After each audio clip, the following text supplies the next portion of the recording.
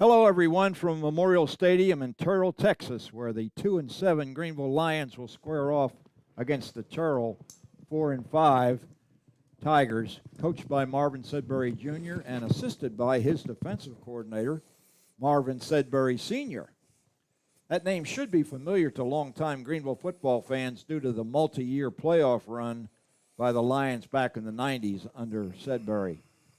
I'm Bob Muty, and I had the pleasure of calling many of those games with Rich Renaud, who, by the way, we had a telephone conversation with while we were waiting for this one to get started. Of course, we're getting started about an hour and 20 minutes late because of the weather situation, which I'm sure all of you are aware.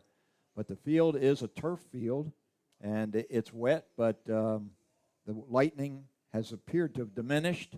And we've got David Claiborne with us, and David, I know you remember a little bit about Rich Renaud. Yeah, Rich, he calls me DC, and I always salute him as Yo Rich. He calls me Buffalo Bob. He's a character. You know, voice of the Lions, both Greenville and A&M Commerce. So for lots of years. Lots of years. He was a fixture in the booth, and when John Mark gets here, John Mark is caught in traffic on Highway 34, the same wreck or trees down somewhere across the road that David got a 45-minute delay on his way. But we expect John Mark to arrive any time, and I'm sure John Mark remembers Rich, and we'll probably talk more about Rich. We hope he's listening. We told him how to get on the YouTube channel and listen in, and just a great friend and a really good guy. The clock says we're going to start in 2 minutes. I don't believe it because I just saw another flash of lightning. Every time they see one of those, it's probably going to throw this game back 30 minutes. This will be one of these wait-and-see approaches to this game. Well, they haven't cleared the stadium. Of course, the bleachers are aluminum, so that's pretty good lightning rods. I would be clearing that. That's me. David Claiborne, he's old DC. He's a little extra cautious. It pays to be cautious. Yeah. Anyway, a little bit about tonight's game. Greenville will have its hands full stopping the running attack of Terrell. Junior Chase Bingman has already rushed for 1,565 yards, and senior Terry Davis for 966, averaging 173 and 107 yards per game, respectively. Bingman has also been featured in the Tigers' limited passing game, amassing a total yardage per game average just shy of 200 yards. David, how long do you think the Lions will be able to go before the run just overwhelms them? Well, the Lions, they're a scrappy bunch, you know, and they live by the motto, tough old boys. They're going to play them hard, and I've been to so many Greenville Terrell games. They're always fun to watch. I've seen some big plays, a lot of spirited play. And I know Coach Duke is fired up to be playing the Sedburys, and the Sedburys have to be fired up to be playing Coach Duke. Those coaching rivalries make it a lot of fun. I remember when Coach Duke would play Randy Jackson. They grew up in Tenny Hall, and that was when Randy was at North Forney, and that was always a big game back and forth. So the coaching rivalry adds to it. But I've always told people you could almost put the switch uniforms. These teams are a lot of times mirror images, the same kind of athletes, and they both wear red and white, and we're going to see some athleticism out on the football field. Yeah, there's lots of speed down there, I'm sure. Micah Simpson is back with the Lions tonight, and that's going to be a great thing. That's going to bolster an offense which has struggled recently. Simpson will line up as both a wide receiver and a running back, as will Cameron Neal, who rushed for 183 yards last week against Lovejoy. Junior quarterback Anthony Johnson will probably be targeting both when they line up in the slot, and look for each of those seniors to get most of the carries. David, do you think the talents of Simpson and Neal will be enough to match Terrell? I think they can give them a good run. I think this game should be special to Micah. This will be his last time to suit up for the Lions, and I expect him to go full out. Why hold back? You give him a crease, he can score. But now Terrell's got more speed than a lot of the teams that the Lions have played in the defensive end. So it'll be interesting to see if they can contain him. But he sure is exciting to watch. Oh, there's no question about it. I was advising Rich Renault to watch out for Micah tonight. Rich, if you're listening, he'll be wearing number 3 in white, as the Lions are dressed all in white with red piping down the pant legs and, of course, their traditional red helmets. Terrell will be wearing red jerseys with gray pants and red helmets. Coach Duke told me earlier in the week that Terrell runs out of a wing T, David, a formation we don't see in high school football much anymore. The O-line is good, and quarterback Lyndon Henderson, a junior, uses play action a lot to free up his receivers in the pass game. Defensively, we'll probably be calling number 50, Cody Phillips, number 11, Thomas Brown, and number 1, Kanye Nix, to be involved with most of the tackles.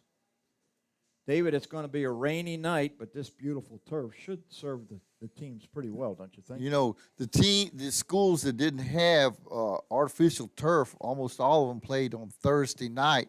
It's a plus to have turf. You can play on a night like this, and you know, looking from the press box, you can't see the turf doesn't look wet at all, doesn't look slick. It looks very playable. Yeah. Okay, the Lions are going to be receiving. I don't know who won the toss, but I assume it was Terrell, and they probably deferred. So the Lions will be on offense, and they're going to be moving from our left to our right. So that'll be from the north to the south, if my orientation is correct. We are expecting a very, very close game tonight, even though Terrell has already clinched the 4th spot in the district in the playoffs. They beat Mesquite Poteet last week by a score of 42-7, while the Lions were suffering a humiliating defeat to Lovejoy, 63-13. It's always good to have David in the booth with us, and he's filling in here until John Mark gets here. Well, John Mark has arrived. I guess he survived that traffic jam like I did. Yeah, that was interesting, to say the least, being something like that. Didn't have a lot of options as where to go to detours.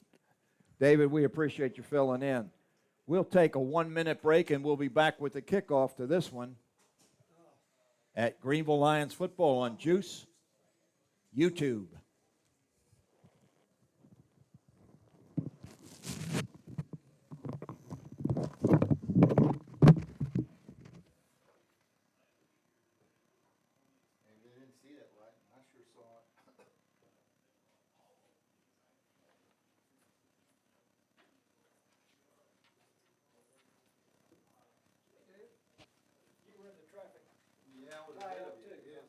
Are we on or not? Yes. We're on? Yes. Okay, Matthew says we're on, so we're back. We're about ready for the national anthem.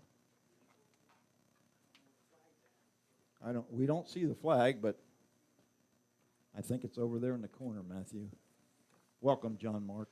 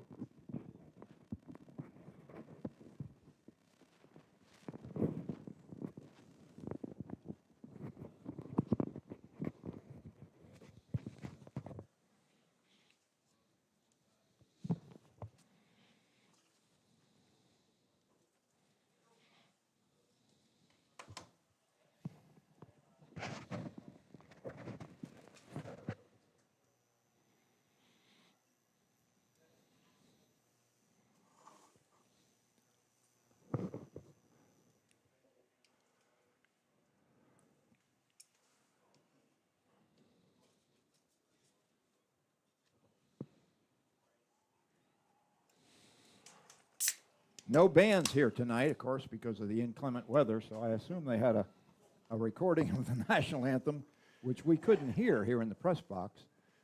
Seated next to us is the radio team from Terrell, Ray and Jimmy Cooper. And John Martin, the traffic was not so good, I guess. Huh? It was fine until we got past Quinlan, about 5 or 10 miles. I don't know, but Pretty close to the Hunt County line. From what I not understand. not far from the Kaufman County line. I know, and so yeah, I was getting to feeling pretty optimistic, but there was an 18-wheeler that stopped in front of me, and I thought he was about to make a turn, but it didn't turn out that way. You didn't have a problem personally, though, did you? No. Okay, good. No, the worst I saw as far as water, high water, was the Wesley Street exit off of I-30 in Greenville. That was a little hairy, but other than that, not too bad. Okay, doing the kickoff duties for Terrell tonight will be number 16, Colton Brunk. He is a senior, and deep for Greenville are Micah Simpson and I believe Cameron Neal. He's not turning his 9 toward me directly, but I'm pretty sure that's Henry Neal's son back there, both standing at the 10-yard line. We're having to use a roster that I had to take a picture of with my phone, so we'll be a little bit limited with the Terrell roster. There's a kickoff and a fair catch called for at the 25-yard line by Anthony Johnson, a Greenville quarterback. The junior will be starting and running the team tonight for the Lions. As we said earlier, both Simpson and Cameron Neal will be lining up either as running backs together or as slot receivers together. So Johnson will have a lot of opportunities to get the ball to both those guys. They come out, ball spotted at their own 28-yard line. That's pretty interesting. I thought he caught it at the 25, but here's Johnson. Got Neal, hands to Simpson. Simpson off left guard, moves forward for about 4 yards. Well, that's interesting that Micah Simpson is available, Bob, but is not starting at quarterback. Is starting, in fact, at running back, or I'm sure they'll line him up in the slot, put him all over the field probably. But I suppose that's a move with next year in mind, and Anthony Johnson is coming back next year, and to give him some more experience and give him another start at quarterback. I think you're exactly right. This time Simpson sets behind Johnson as Johnson hands to Neal, and Neal is stopped after a short gain up close to the 35-yard line. But I tell you, it does change the picture with Micah Simpson in the lineup, and I think this is a very different game with him available than it would be without him. I don't think there's any question about that. We've got a third and a long 4 yards for the Lions. Ball spotted at the 34-yard line. Johnson has Neal to his right and Simpson behind him. Pitch is to Simpson coming right. He's trying to get the corner, but he's going to be brought down for a loss of about 8 yards. That's Monte Kennedy, a senior, who did a great job of containing the wide sweep there by Micah Simpson. Yeah, Greenville's got some speed. We talked about the speed on both these teams before you got here, JM, and that was clearly evident that time as Kennedy was able to cover that wide sweep by Simpson. Anthony Ibarra standing at his own 12-yard line in punt formation, gets a good snap, gets the kick away. It's a high kick, going to be short, coming down at about midfield, and bounces out of bounds on the far side of the field. So that's where the Tigers will set up shop. 10:05 remaining on what now appears to be a pretty decent night for football. Yeah, I have not seen any rain in the last half hour or so, and as we were coming south, I say we, as I was coming south on 34, saw a lot of lightning early on, but gradually it moved off to the east, and obviously most of that heavy weather has moved off into East Texas now. Okay, junior quarterback Lyndon Henderson will engineer the Tiger offense. He'll have Chance Bingman and Terry Davis behind him. He's in the wing tee. Hands off to Davis. Davis has got some room. He's down inside the 30, down to the 10, the 5. He's in untouched for a touchdown. Senior Terry Davis with a 50-yard touchdown run just right out of the gate. Wow.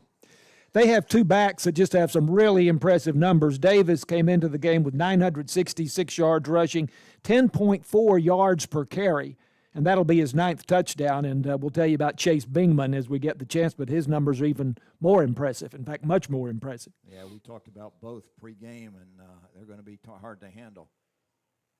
Here's a PAT by Brunk, and it's up and good. Not particularly strong, but it made it over. So Terrell with an early lead with 9:55 remaining, 7-0 over the Greenville Lions. We'll take a 30-second break and be right back with more Greenville Lions football.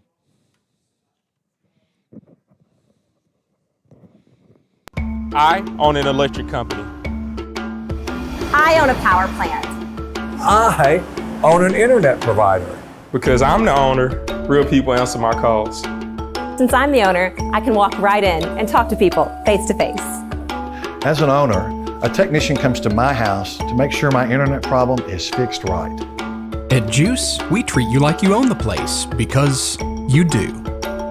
GEUS, true local ownership. Bob Muty and John Mark Dempsey back with you from Memorial Stadium in Terrell. Perfect for Veterans Day coming up on Monday, right, Matthew? Yes, Friday. Friday. Next Friday is Veterans Day. This stadium was actually built from some steel that was originally scheduled to be put into a ship building, but somebody was able to commandeer the steel, and now we've got a stadium. Isn't that an interesting story? And the stadium was built in 1948, right after World War II. Here's Brunk's kick, taken by Fisher at the 25-yard line. He bounces off a tackler and moves his way up to about the 32-yard line of the Greenville Lions. So Greenville really a bad start, 3 and out with their first offensive possession, and then Terrell scores on the first play from scrimmage. And really with Micah Simpson in the lineup, expecting this to be a competitive game. But it's not starting off that way, Bob. Well, let's not call it too early, JM. We've still got lots of time left. 9:48 remaining here in the first quarter. Lions trail by a touchdown. Longhorn formation. Simpson and Neal in the slot. Handoff to a running back and moves ahead with good yardage. It's Greg Washington, the sophomore. A couple yards on that one. So Washington get to start at running back when the two seniors, the guys that we expect to see have their name called most of the time tonight, are in the slots. Once again, they're in the slot in the Longhorn formation. Simpson in motion. Johnson fakes to him, drops back. He's under pressure, trying to get the corner. He's got some room, and he picks up just a couple of yards before he's forced out of bounds on the far sideline.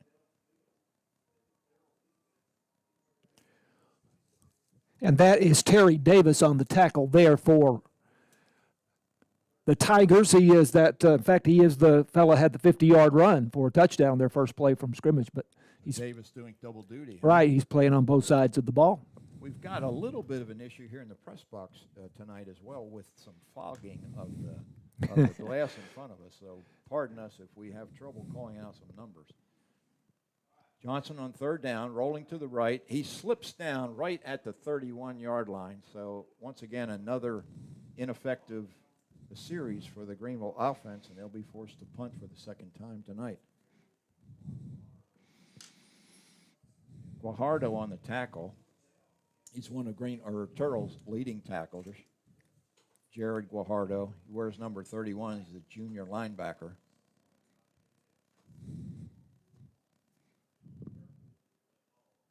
Andrew Ibarra in punt formation. Gets the snap.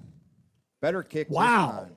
High and long. It's going to be fielded by Kanye Nix back at his 25-yard line, and the Lions do a good job of covering him. They have trouble bringing him down, but that's a great punt and a really good coverage by the Greenville coverage team. So that's a good start from that standpoint. I've got that as a 42-yard punt in the air, but then he gave some ground, and they actually gained more ground than that on the punt. But a terrific, booming punt there by Andrew Ibarra. Ball is spotted at the Terrell 24-yard line. 7:51 remaining here in the first quarter. John Mark Dempsey, Matthew Middleton, and Bob Muty with you on what, like I said, what turns out to be a pretty nice night. It's going to be a little bit cooler than when we got here. It was about 73 when we started. It was 61 when we got here, and it's supposed to be 54 when we leave. Micah Simpson's going to get a little bit of time on defense now as he lines up on the near side opposite the wide receiver for Terrell. Once again, Henderson underneath. Hands off this time to Chase Bingman, and Bingman's up to the 40-yard line, a pickup of about 15.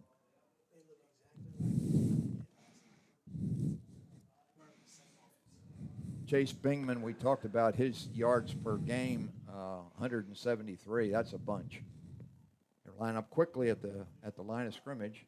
Hand off to Bingman one more time. He's on the right side. He's got lots of room again. Takes a hit, but bounces off and has a first down into Greenville territory.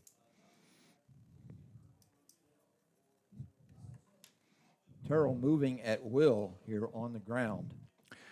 Bingman coming in with 1,565 yards rushing on the season. And it's this time he gives it to Davis straight up the gut, and Davis again finds lots of running room, and he's down inside the 35-yard line of Greenville. They just can't stop him, John Mark.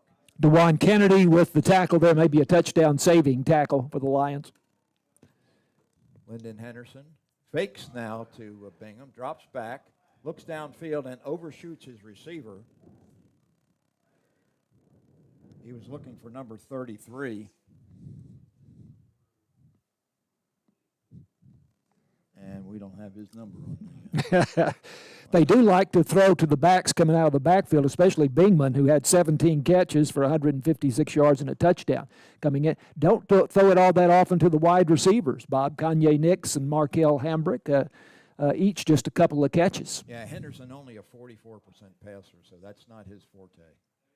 Takes a snap, hands to Bingman. Actually, that was another running back. It might have been number 23 or number 33 in there. And we don't have number 33 on our roster, so we apologize. Jonathan Simpson with the tackle there for the Lions. Sampson's Greenville's leading tackler. 6:23 remaining here in the first quarter. 3rd and 9. Handoff once again. And the Greenville Lions have got Davis stopped at the line of scrimmage. So a good job that time by Grayson. A bit of a defensive stand there, and let's see what Coach Sedbury decides to do. Looked a lot better on that particular set of downs after Terrell had moved from the Tiger 24 to the Lions 34, but then the Lions backbone stiffened, and we still have a 4th down, though, to come here. Terrell's going to go for it. Have tight formation, wing T. There's Bingman going around the right side. He's loose. He's down to the 10, the 5, the end zone for a touchdown for Chase Bingman. I don't think anybody touched him. Easily into the end zone for his 21st touchdown of the season.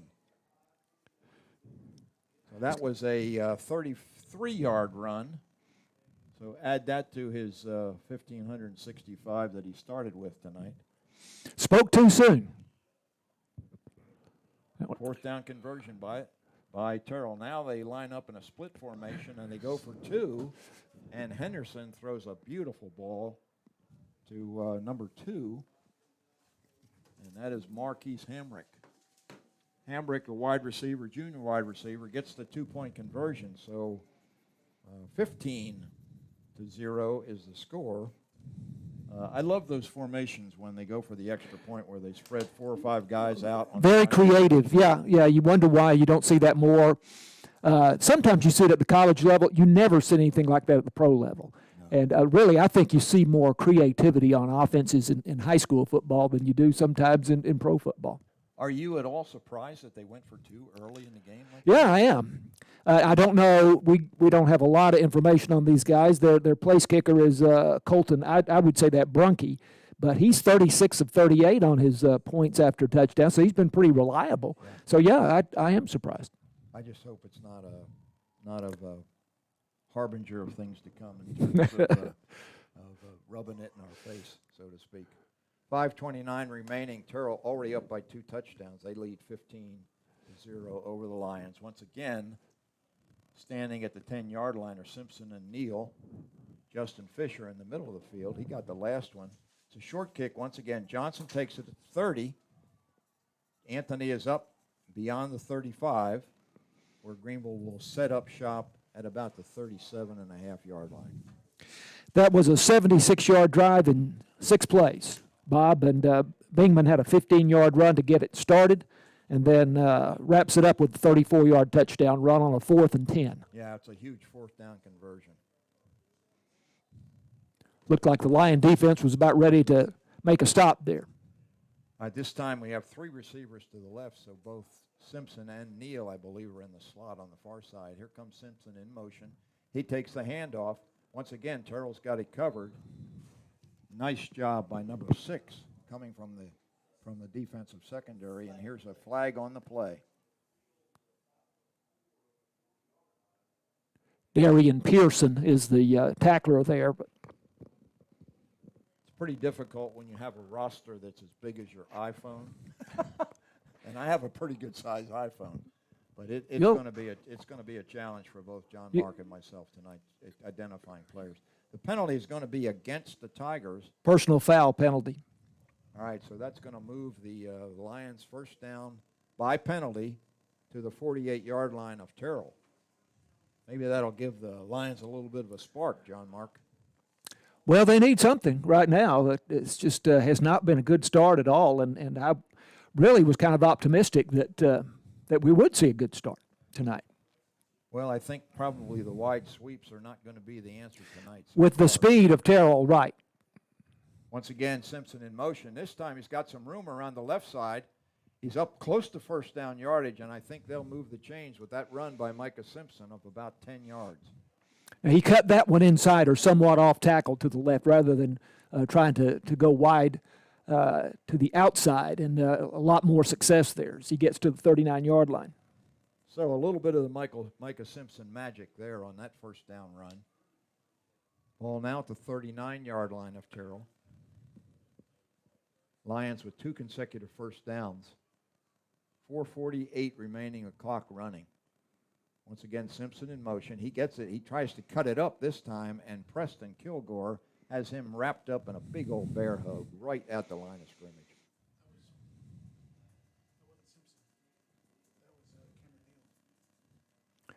All right, Matthew squared me away on that one. That was Matthew. That was Cameron Neal on that run. Cameron wears number 9. Micah wears number 7. They both have the long white socks and kind of like the spats. This time Simpson and Neal on either side of Johnson. Johnson keeps this time, tries to go up the middle, and he's just stopped short by 3 guys, including Preston Kilgore. Yeah, I was about to say, he's quite a productive receiver for them on offense. He's a big tight end. Tight end, he hasn't caught many balls, but he's had 5 receptions, but 3 for touchdowns. Yeah, so. I think he goes about 6'3", weighs about Yep. 180 pounds. Right. He's a big old boy. 3rd and 12 now for the Lions. Had a different running back in next to Johnson this time. Johnson takes a low snap, drops back, looking downfield. Now he's going to run it. He's got some room to run, and he's up very close, and he has another Greenville first down on the scramble.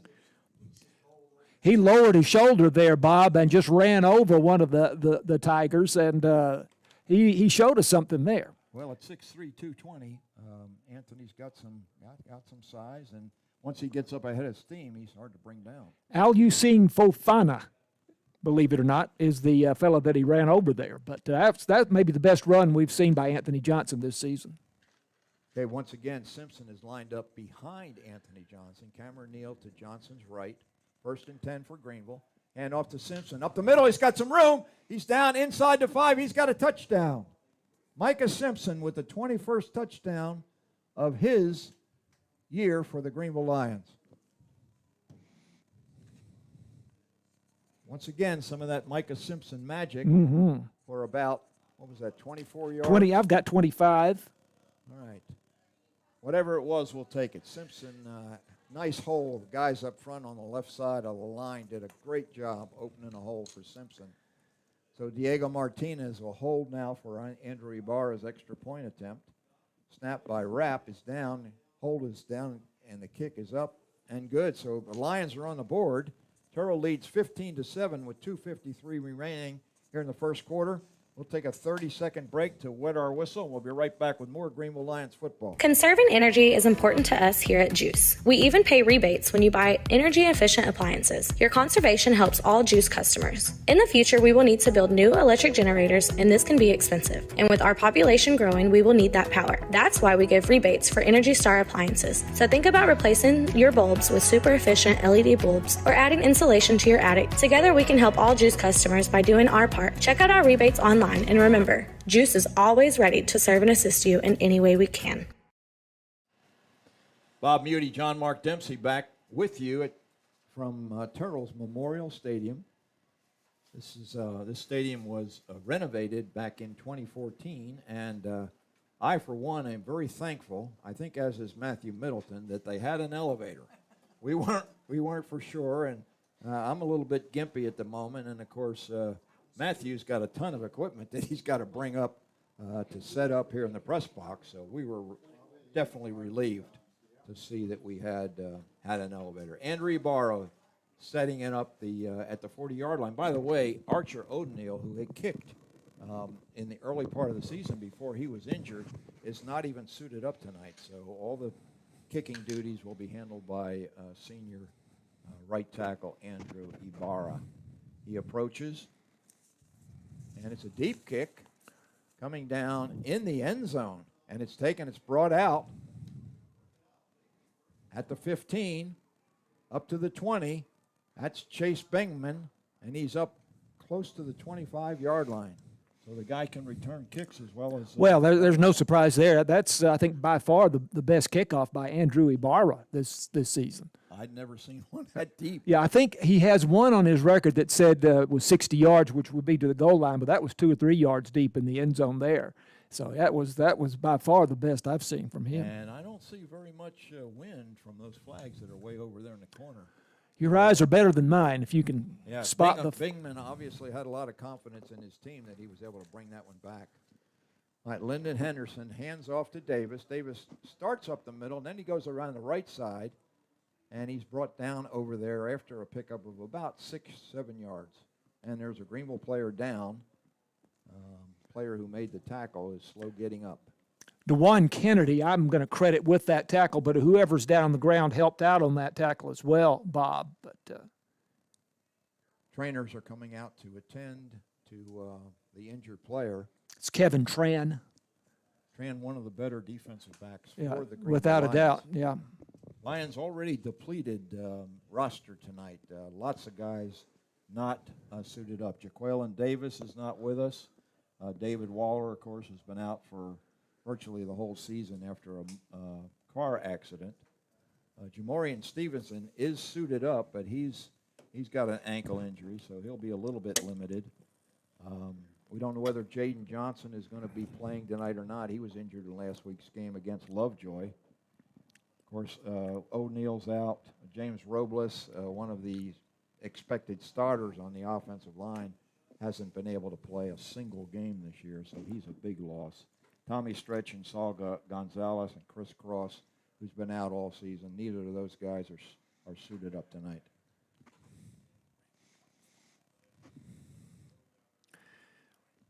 Ranking? I think we counted about 30 Lions suited out last week.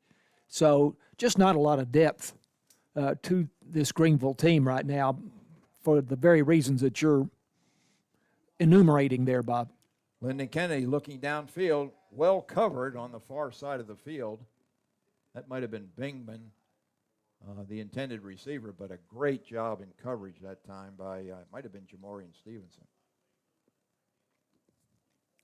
That's DeJuan Kennedy. All right, again, number and 6 for the Lions. And it was Chase Bingman kind of running a wheel route down that right sideline. 3rd and 4 for Terrell.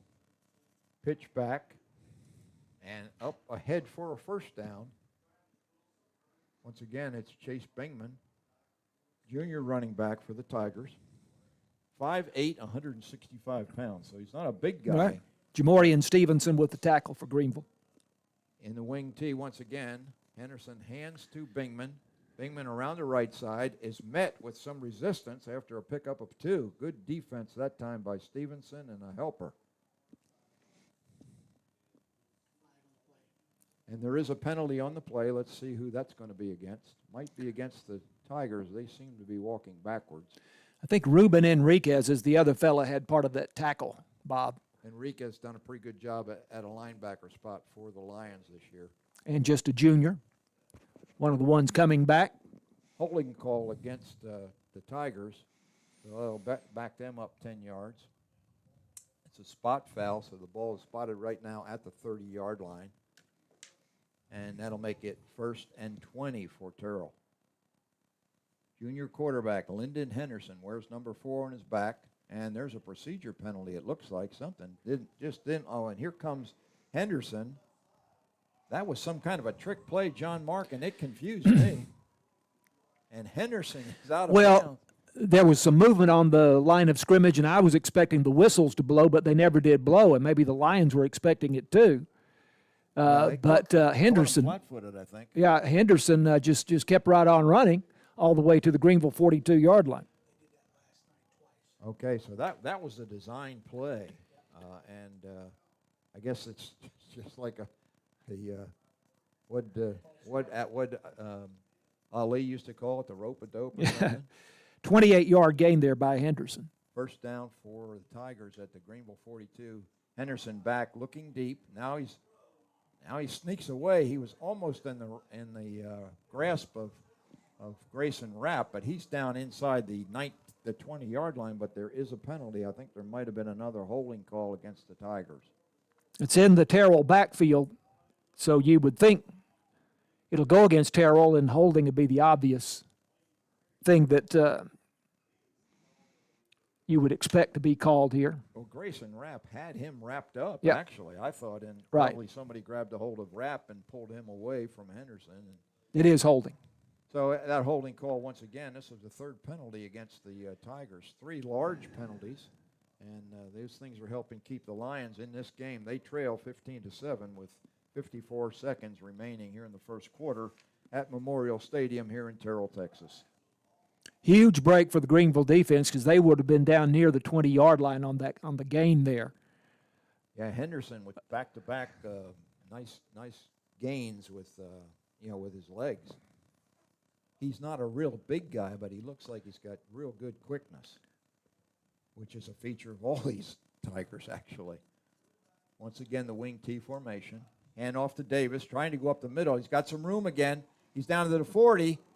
He's down to the 30, and finally thrown out of bounds by Kendrick Blakely. But not before he gets good yardage and down inside the 25-yard line of the Lions. Quickly to the line of scrimmage come the Tigers. Hand off to Bingman. Bingman, lots of room on the right side, cuts back. 3 Lions have him at about the 13-yard line, and they bring him down there, but it's going to be another first down. Andrew Ibarra was one of the tacklers, at least there, Bob. Ibarra having to play both ways for the Lions. Normally sets up at offensive tackle. And the clock goes to 0-0 here in the first quarter. So with the Tigers in the opposing red zone with a 15-7 lead, we'll take a 30-second break and be back with more Greenville Lions football.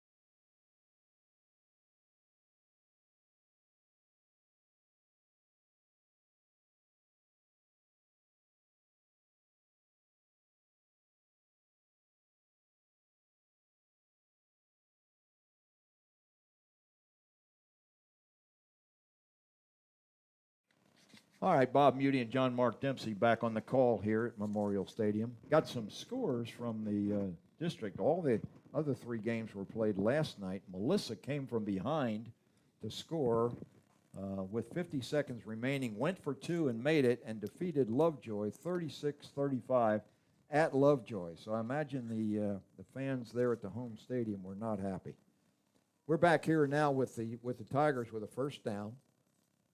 Henderson hands, this time to Bingman. No, it's Davis, and Davis is approaching the goal line, but he's brought down at about the 3.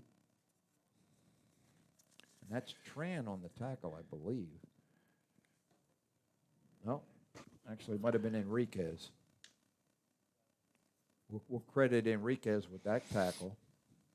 Ball spotted at the 4-yard line now, so it'll be 2nd and 1. Tigers' offense is pretty polished, John Mark, with Davis and Bingman behind. Yeah, they really do have a impressive offense. And Bingman on the carry here, and he is brought down short of the goal line, but it will be a first down for the Tigers. Jamorian Stevenson, Lion defensive back and a senior, made the touchdown saving tackle, at least for the moment.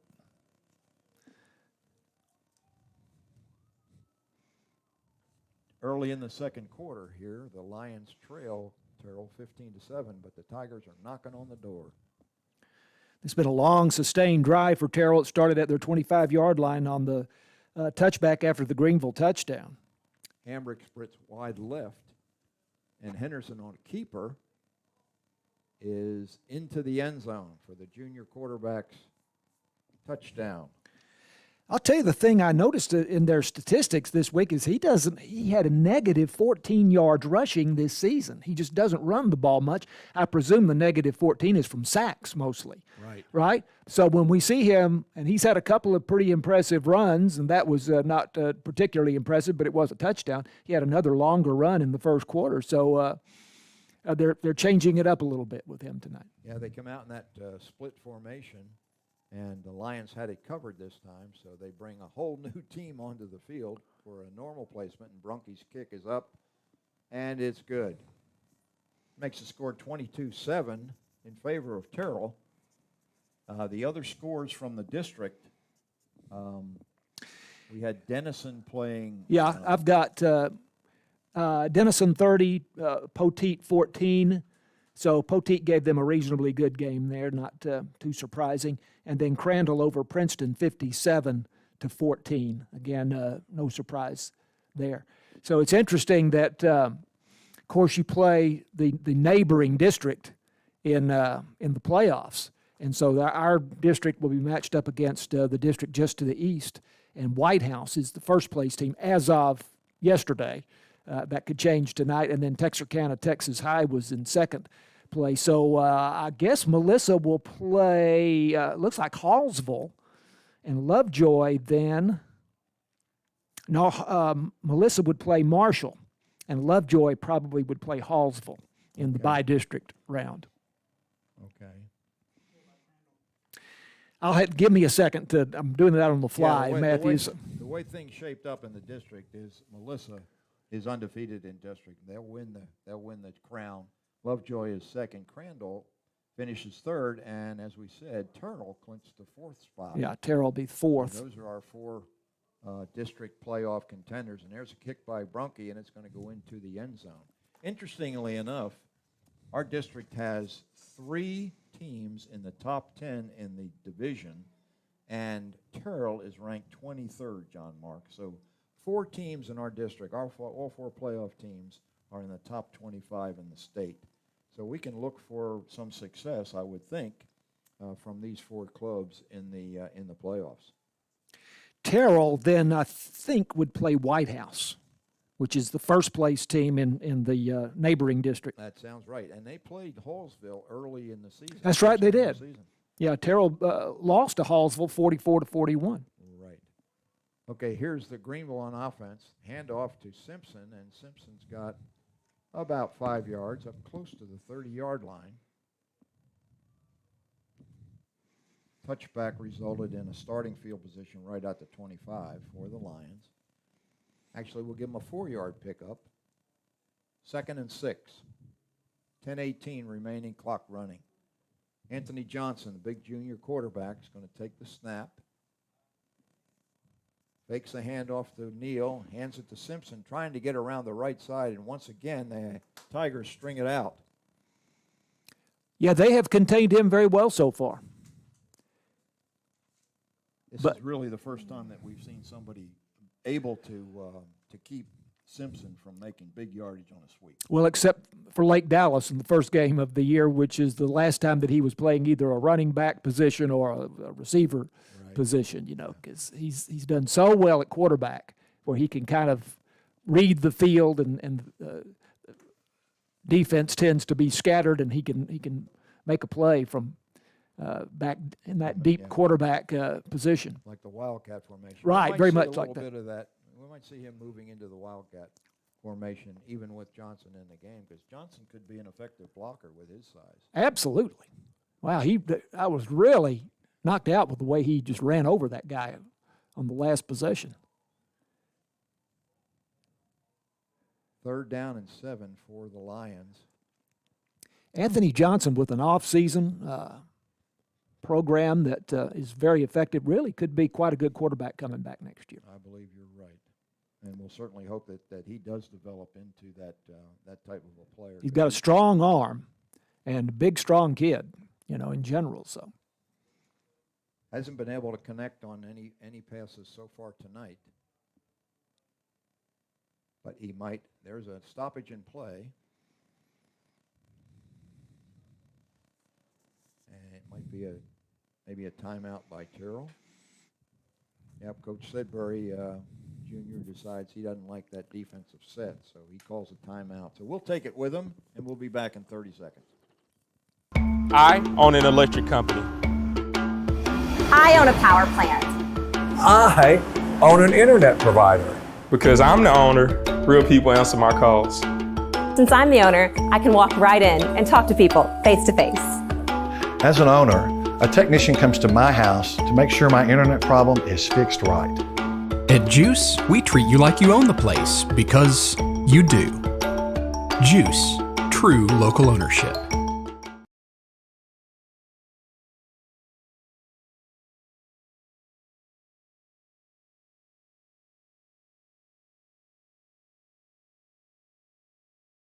We're ready. We're chuckling here with Matthews. We're watching Marvin Sidbury Sr. and kind of trying to corral his son, get him off the field. He was having a discussion with the officials, and Marvin Sr. thought it'd be best to get him off the field. All right, Lions now with 3rd and 7. Ball spotted at their own 28-yard line. They really need a conversion here to stay in this game, John Mark. Simpson behind. And Simpson is looking deep. He takes the pitch. He's got a man. Good defensive play, and it is intercepted by Terry Davis. Took it right out of the receiver's hands. And Davis has returned the interception to the 46-yard line of Greenville. That was a well-played defense by Terry Davis. Bob, I saw that as Markel Hambrick, but I had the binoculars, so I had an advantage over you. But and they both wear single-digit numbers. But I saw that as I'm going to pronounce that Markel Hambrick, a junior. It was a beautiful play. But either way, yeah, and the two players there, the Greenville receiver and Hambrick, had about an equal shot at the ball, and Hambrick just outfought him for the ball. Yeah, the receiver, and we don't know who it was, actually had a step on Hambrick, on the defender. Yeah, a little bit underthrown. Just slightly underthrown by Micah Simpson as he took the snap, or he took the pitch from Anthony Johnson. Well-conceived play, just didn't get enough air underneath that one, and a great interception by the Tigers. So they'll set up a 1st down on the just inside Greenville territory. And there's some confusion in the backfield. Bingman looks like he needs another guy, and Davis finally comes back on the field. I don't know what the problem was, but the senior running back joins the huddle now. The play clock is still sitting at 25. Now it starts. So Lyndon Kennedy is under center. He gets down real low, so hard to see him, and he pitches back to Bingman. Now Bingman's looking to throw deep. And he's got a man down there, and Blakely had coverage, but the pass is complete for a touchdown. Mr. Bingman's something else. Well, there was a real struggle for the ball in the end zone there, and I wasn't sure. Kendrick Blakely was the Greenville defender there. Now, I've got that as Hambrick making the catch. Yep, that's what I had. Bob, but what a battle for the football in the end zone, and I wasn't sure for quite some time who ended up with the ball. Back-to-back plays where we had a long pass, well defended, but both times the Tigers come out with That's the right. ball. That's right. That time it was Marquise Hambrick, who we think is a junior, although we've lost our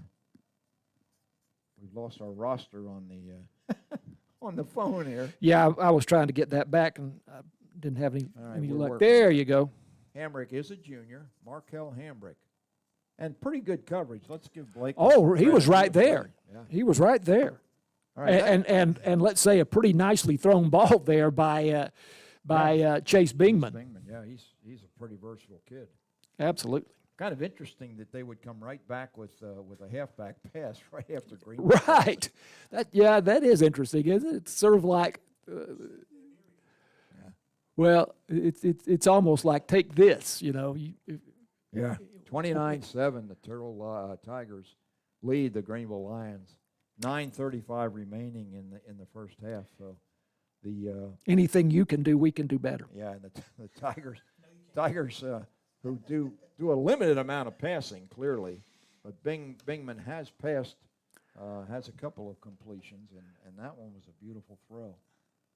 Colton Brunke, the senior kicker, tees it up. It's a short kick. It's going to come down, bounces, taken by Simpson at about the 10. He bounces off one defender, and now just a group of Tigers just throw him down. I think he got up close to the 25-yard line. Interesting that the receivers let that ball hit the ground, John Martin. Well, yeah, they haven't seen a lot of that. We see a lot of that at the 3A level in football that I'm more familiar with, where the kicker will just bounce the ball there about the 25-yard line, and a lot of crazy things sometimes happen.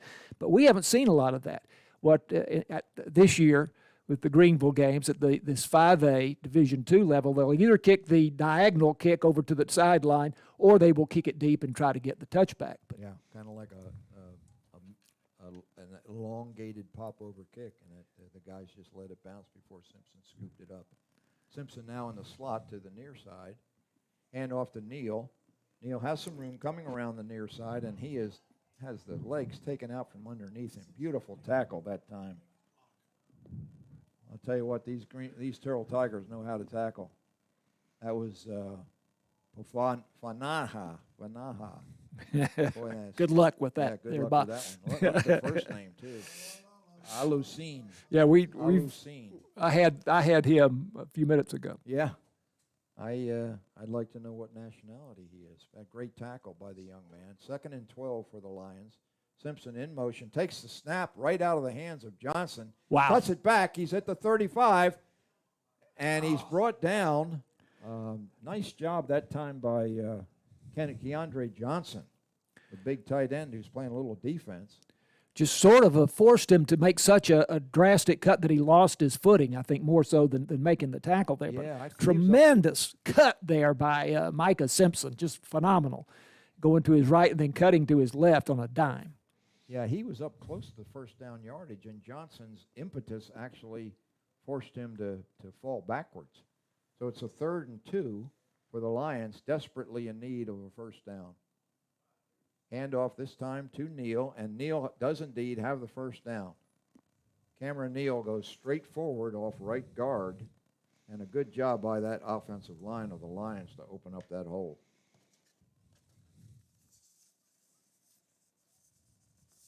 .54 remaining here in the first half at Memorial Stadium. The Tigers leading 29-7 over Greenville Lions. 1st and 10. Handoff once again is Cameron Neal. This time Neal is stopped after short yardage, very short yardage. Might have been the same play, John Mark. Not as quite as much success that time. Going at 2nd and 9 for the Lions. Still haven't seen Johnson go to any kind of a short passing game, which you would think would be a good option with guys like Neal and Simpson in the slot. This time Neal lines up next to Johnson with Simpson in the slot on the far side, and he's rolling right. He's looking for Simpson. He's got him open, but he's got to tuck the ball because of the pressure, and he might have fumbled.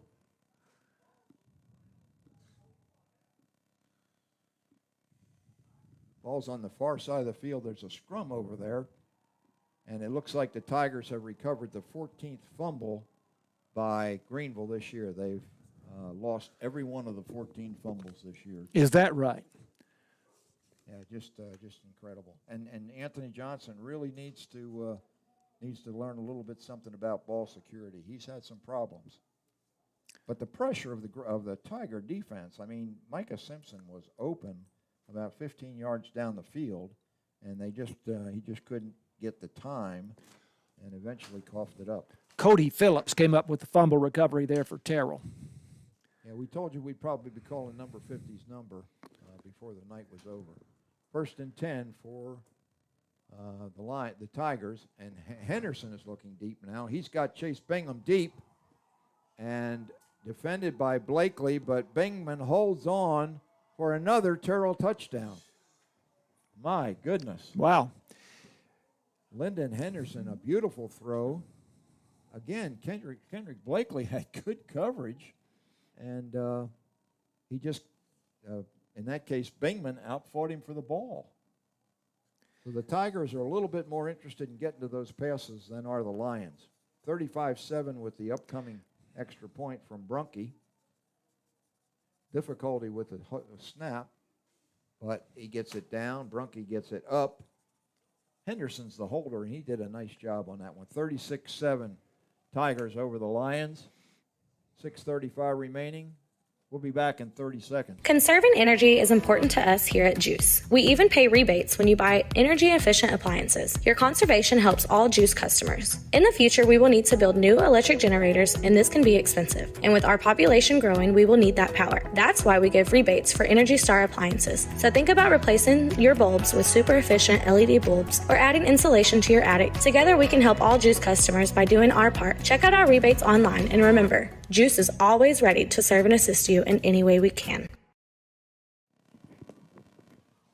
John Mark Dempsey and Bob Muty back with you with Terrell Tigers putting a pretty good hickey on the Lions here in the first half, John Mark. Really impressed by the versatility of Chase Bingman, who has a 34-yard touchdown run.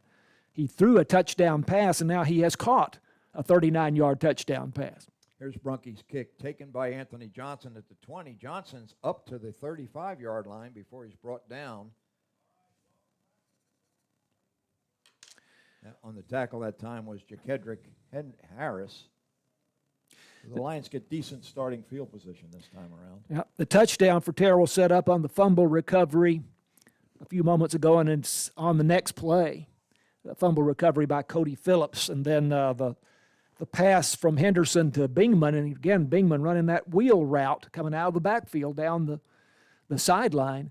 And those last two touchdown passes, as David Claiborne commented during the break, sitting here with us, it's amazing how tightly contested both of those plays were, and yet both of them went to Terrell.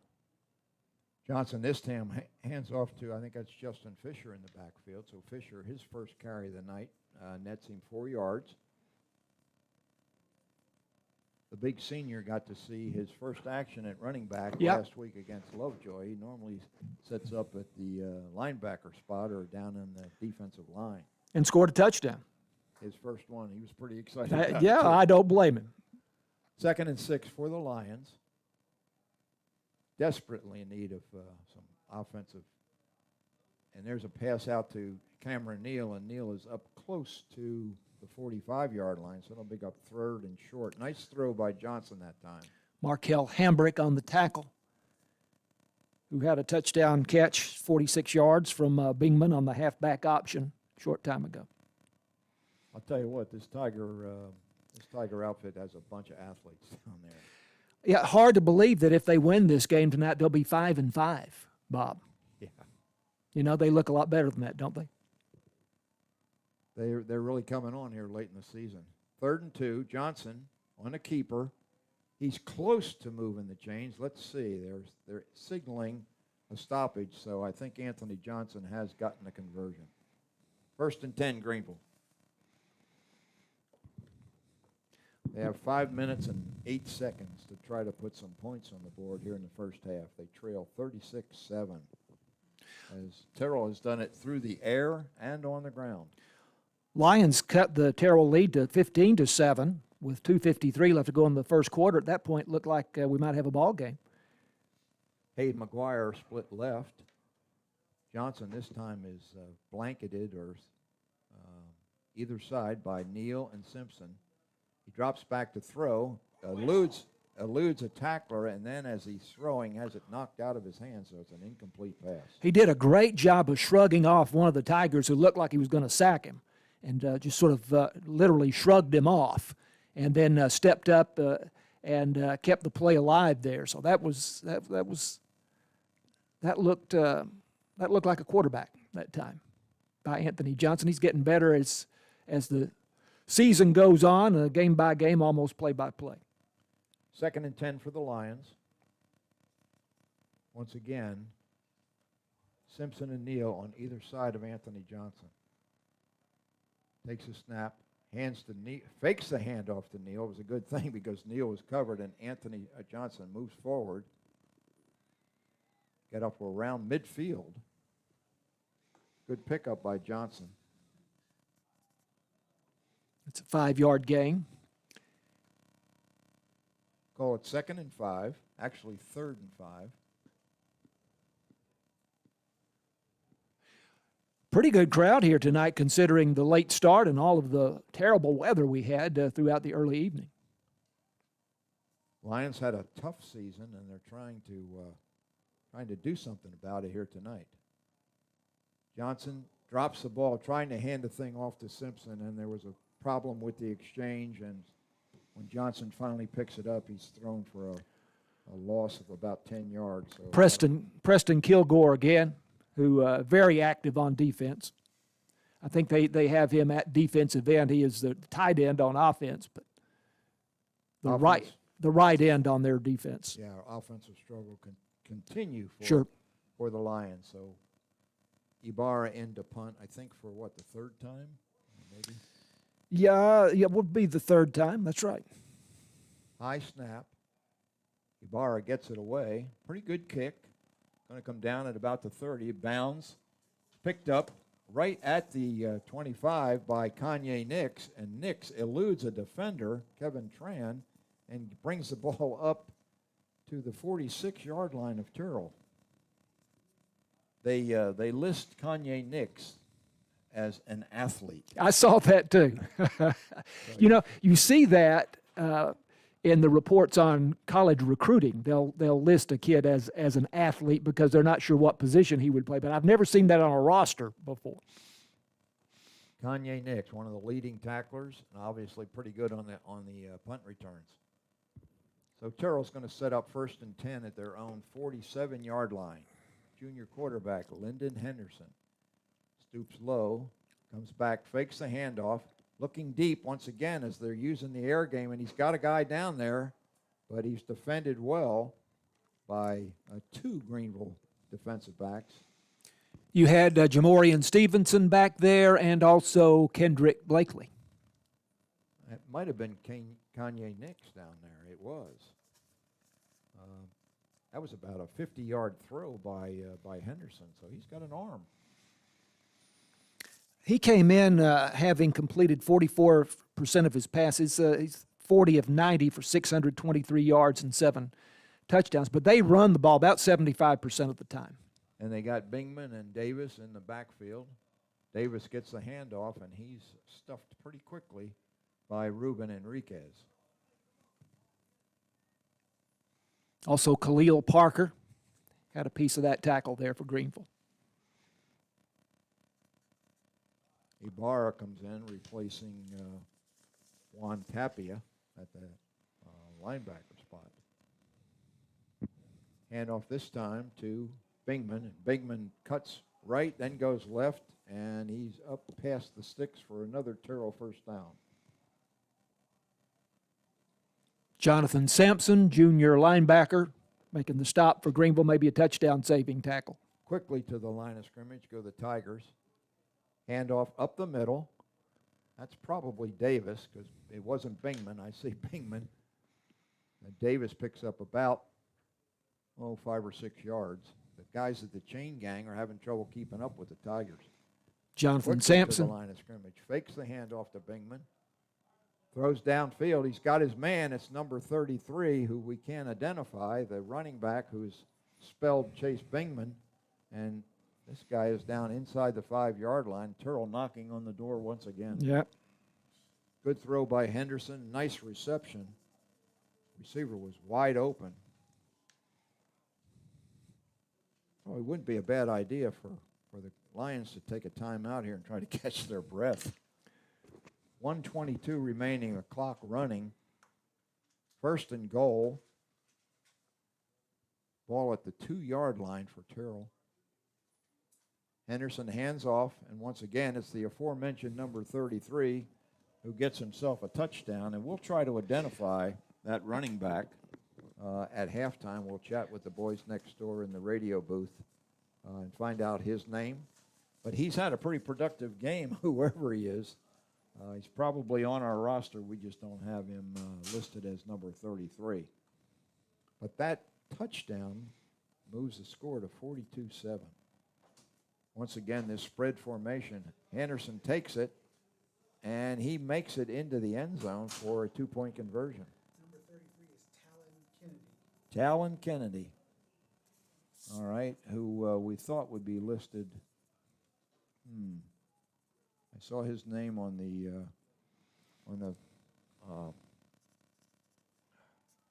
Max Preps, but I don't see him on the roster. Talon Kennedy. I wonder if he's related to Kenoy Kennedy, who was a Terrell Tiger of the past, who played, I believe, at Arkansas. Correct me if I'm wrong, DC. Arkansas, and then went on to play then for the Denver Broncos, Kenoy Kennedy. So we'll have to see if we can identify whether or not there's any connection with Talon Kennedy, who now has recorded a touchdown for Terrell. 44-7 after that successful 2-point conversion by quarterback Lyndon Henderson. The Tigers showing no mercy whatsoever to the former district rival Greenville Lions. And current district rival, once again. Yeah. They've played a lot over the years. I bet David could almost be able to tell us the all-time series record between Greenville and Terrell. Kick is taken by Cameron Neal, and he goes east-west, and he only gets a couple of yards. So the Greenville starting position will be not quite as good as it was on the last kickoff. It'll be down somewhere around the 15-yard line.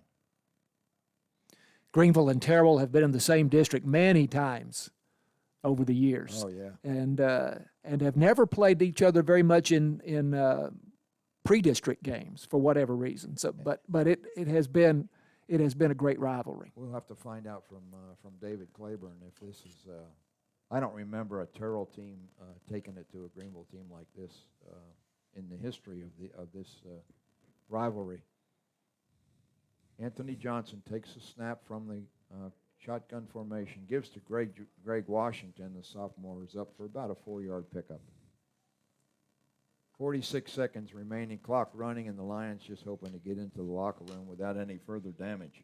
That last drive, 53 yards in 5 plays. 25-yard pass, I believe that was to Kennedy down to the 3-yard line was the big play on that drive. Indeed it was, and Linda Henderson is showing me something as a passer tonight. Anthony Johnson with quick pass out to the near side. That's Micah Simpson, and Simpson's out of bounds after moving the chains. So Greenville first down, one of the few that the Lions have been able to convert tonight. With 17 seconds remaining, You wonder if they'll try to go deep with maybe that halfback pass once again, or just try to get Simpson loose for a long one. Tigers, or the Lions, have all three of their timeouts, but they've chosen to just line it up and go for it on 1st and 10. They send Micah Simpson out to a slot position on the far side.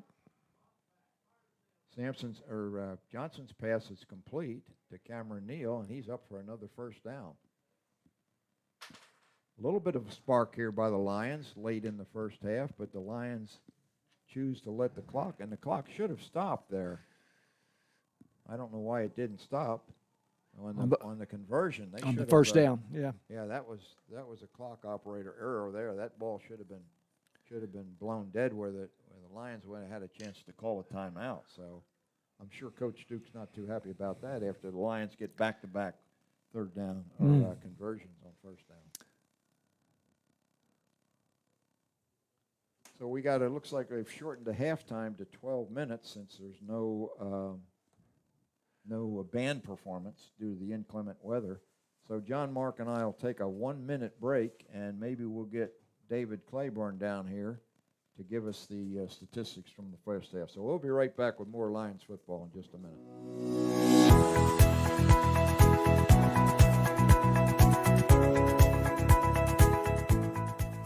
Do not let a Wi-Fi issue ruin your day, because there are plenty of tips that you could use to restore a lost internet connection. Here's a few helpful internet troubleshooting tips that could help you out.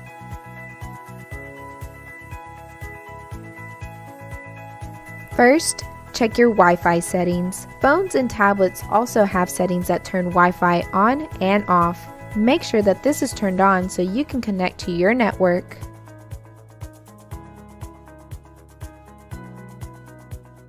Also, make sure to check your wide area network and your local area network connections. These Ethernet cables go to and from your router.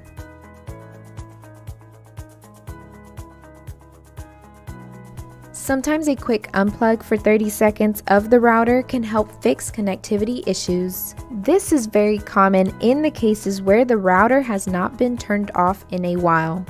When resetting your router, you should reboot the modem as well. This will force everything to capture a new IP address.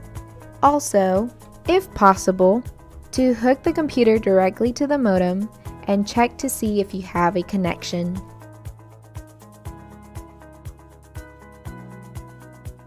If you are used to connecting automatically when in range of a router but are no longer able to, changes may have been made to the network while you are away.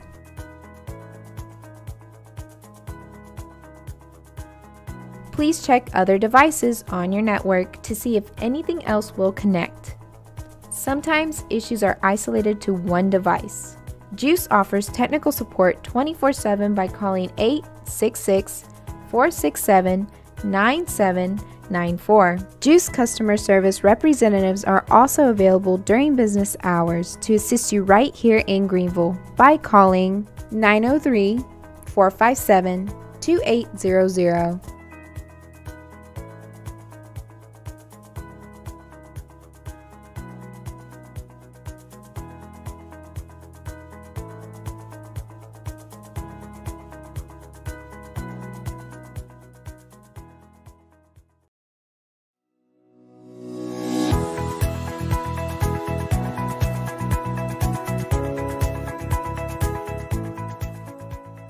Greenville is surrounded by many beautiful trees. We all recognize the value of trees. They improve our air quality, provide cool shade in the summer, and beautify our parks and streets. However, trees and power lines are dangerous neighbors. GEUS tree trimming crews work year-round to keep primary lines and easements and alleys as clear of tree limbs as reasonable as possible. We appreciate calls pointing out particular problem areas. GEUS crews prune tree branches all around the power lines to prevent hazardous conditions and maintain uninterrupted electric services. Trimming trees near live lines is dangerous and should be only done by professionals. Don't do this yourself. In fact, by law, only qualified trained workers can prune close to power lines. Contact us to report trees that need to be trimmed next to your power lines. GEUS can trim small limbs that are making direct contact with service lines. Customers who like to have extensive trimming done near power lines or large limbs taken out near power lines should contact GEUS. GEUS reserves the right to take electric service down temporarily for trimming by the customer's contractor, if needed for their personal safety or the safety of the electric line itself. Let's all enjoy our trees safely.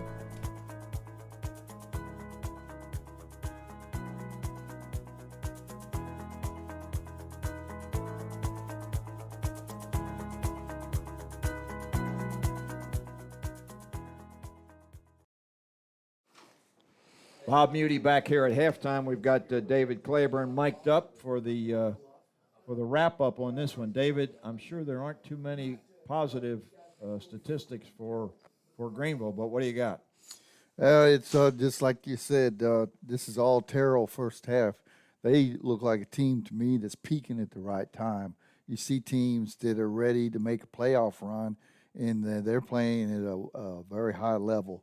And they've got a lot of motivation to keep going. I was hoping the Lions, would try to go out with a big blast, but Terrell is very athletic on both sides of football.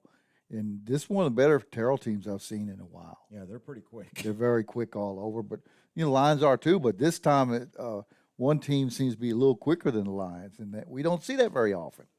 And they want the ball more. They want the ball. There 3 times what we saw where it was 50-50 ball, and they took the ball away from the Lion.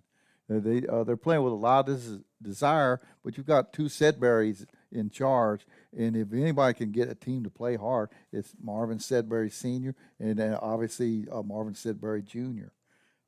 What I've got for stats, Terrell, 328 total yards, 216 rushing, 112 passing. They've only completed 3 passes, but for 112 yards. That's a lot of yards. And in every case, the Lions were contested. It wasn't like the guy was wide open. Terrell just took the ball away. Yeah, we've got some guys playing in the secondary that haven't seen a whole lot of action this year. I got Greenville Lions with 93 total yards, 68 rushing, 25 passing. I've got Micah Simpson with 39 yards rushing, 8 carries. I got Anthony Johnson. He's had a couple losses. He's running hard, and the Tigers are making him earn every yard. He's got 10 yards on 9 carries. Cameron Neal, wish I'd see some more carries out of him. He's got 5 carries for 10 yards. Cameron has 1 reception for 11 yards. I got Micah with 2 for 14. The Tigers, they've been spreading the ball around. Got Terry Davis, 8 carries, 117 yards. Chase Bigman, 6 for 67 yards. The quarterback, Lyndon Henderson, 2 of 4, 64 yards. And then Chase Bigman, 1 of 1 for 48 yards. So both teams are trying to get the ball in the hands of their playmakers, and Terrell's doing an excellent job getting the ball to those guys. Are you surprised that they're throwing the ball as much as they are? Well, they set it up well with the wing T offense, and they're pretty good at moving the ball and faking the ball. And I bet to fake at least twice. Yeah. We talked there earlier about the play action pass. They're very good with play action, and as well as that quarterback works the ball. I'm sure the DB probably freezes for a second, and then that lets the guy get a step on him. And if you get these receivers a step, they're going to haul it in. They're really compete for that football. Yeah, there haven't been many drop passes tonight. That's for darn sure. Well, as bad as the weather was 2 hours ago, it's beautiful right now. This is perfect night for football. Yeah, it really is. You never would have thought that driving here. I saw a lot of lightning. I was wondering, are they going to get this game in at all? But it is cleared up. It's just perfect night for football. Matthew and I sat in the GEUS van outside the stadium for about 30 minutes waiting for the gates to open, and it blew really hard, and it rained really hard, and we were glad that the tornado didn't come and pick us up. They didn't open the gates up till about 30 minutes, and usually schools open an hour before, but they were watching that weather, looking up, and I was a little surprised. I did see one streak of lightning. I guess nobody saw it right before the coin toss, but I haven't seen anything since. And it's this is a night for football, that's for sure. And Terrell Tigers look to me like a team that are ready to go in the playoffs. Yeah. I felt the same way in looking at the score from last week against Poteet. 42-7 over Poteet, a team that beat us by like a couple of points earlier in the season when Micah Simpson was on the field. And what I do wish that the Lions, bless their hearts, we hadn't seen them at full strength in how long? That there's somebody missing every week at various positions: quarterback, running back, place kicker, wide receiver. They're just missing some guys, and a linebacker. All over the field, and you just wish you could see them at 100% when they're playing teams of the caliber of Terrell, Melissa, and Lovejoy. They just haven't been up to full strength, and it shows in the final score. Yeah, Coach told me that they had 26 guys suited up for the second half last week. 26C, and for 5A, that's I remember Highland Park suiting up 95, and you see them in the playoffs. They bring their JV guys up, and Highland Park will have more than 100. Yeah. So cut under 30, that's cutting it pretty close. Yeah.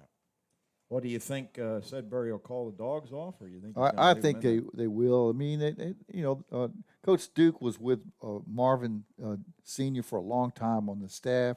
They go way back, and they're friends. And I've seen Marvin Jr. in the field house there, Greenville, Roy Q. Trailer, talking. I got to talk to him there.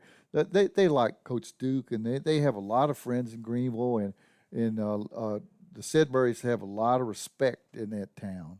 And I just don't expect to see them hit 90 points or do something like they're not going to do that. Yeah, let's hope that's the case, because we're going to see a lot of runs and probably not too many passes. Yeah. And they probably don't want to show the scouts or get something on film. They'll probably shut down the passing attack. They've shown just enough. Because I would think when they match up against somebody pretty strong, they're probably going to have to throw the ball more than they have tonight. Yeah. Yep. Well, David, we once again want to thank you for taking the time to bring us up to speed as to how things went there in the first half. And we'll take a 2-minute break, and we'll be back with the second half kickoff. Once again, thanks, David.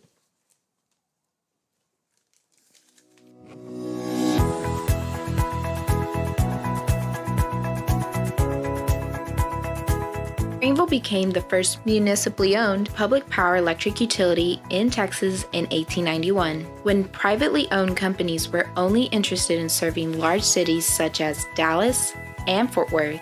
Greenville citizens took destiny into their own hands and began producing their own power.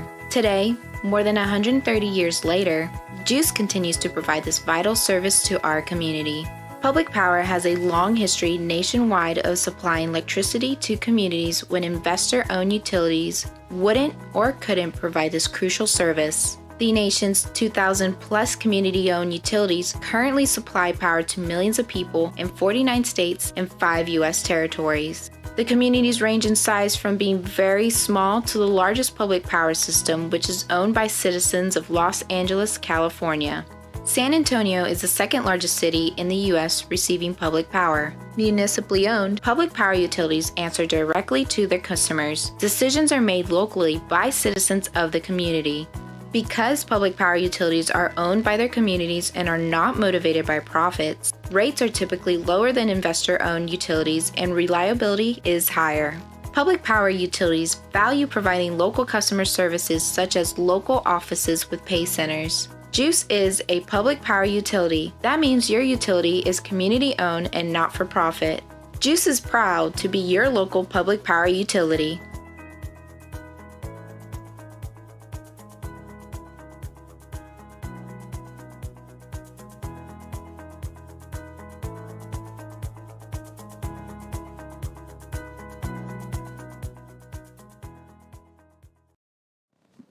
Matthew Middleton has given us the go-ahead, so John Mark Dempsey and I, Bob Muty, will be here for the start of the second half kickoff. Greenville is going to be kicking deep.